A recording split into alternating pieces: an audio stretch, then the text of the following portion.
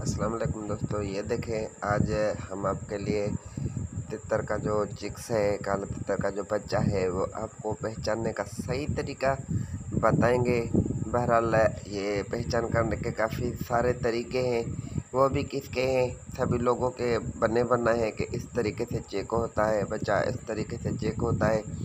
डाल देंगे तो हाथ पे आकर पीछे मुड़ जाएगा, मादी वहाँ पर खड़ी रहेगी, या उसके छाती पे ऐसे बाल होंगे का सफ़ेद होंगे या ब्लैक होंगे। बहरहाल मैंने जो तजुर्बा किया है, जो सीखा है, तब तक ये देखें जिस जगह पर हम हाथ लगा रहे हैं यहाँ पर अगर वो काले डांट देता है, काले बाल सीने से आगे से निकलता है, पैरों के नीचे से, ये देखें ऊपर गर्दन वाली तरफ से यहाँ पर खोल कर रख देखते हैं, यहाँ पर भी अगर इसके बाल हैं, काले बाल हैं, अंदर से बिल्कुल ब्लैक जो है सो डांट निकल रहा है, बिल्कुल काले बाल निकल रहा है, तो समझे नर है। बहरहाल फिर भी क्या होता है, बाज़ों का तो वहाँ पर भी हम धोखा खा जाते हैं।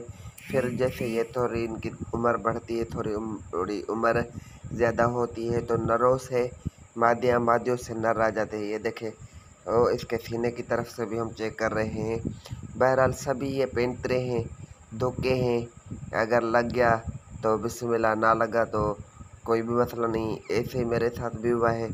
मैंने एक तितर दोस्त से लिया, बिल्कुल उसने क्लियर करके मुझे दिया।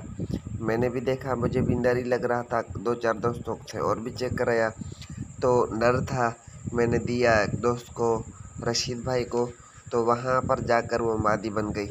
ऐसे धोखे कोई भी खा सकता है, तो जब तक वो सीने की तरफ अपने पर ना निकाले, क्लियर ऐसे समझे 5-8 फूल ना दे, 10 फूल ना दे सीने की तरफ और साइडों की तरफ, तब तक जो है सो चिक्स ऐसे जो हल्का फुल्का कलर दिया हो, या दोस्त पूछते हैं कि ये मेल है या फीमेल है, बाबा इसमें से भाई कोई भी पता नहीं चलता कि ये फीमेल है या फीमेल है, जब तक वो 8-10 फूल या पर ना निकाल दे सीने की तरफ, 5 परी की तरफ या गर्दन की तरफ, तब तक जो है तो ऐसी चीज़ ना खरीदे।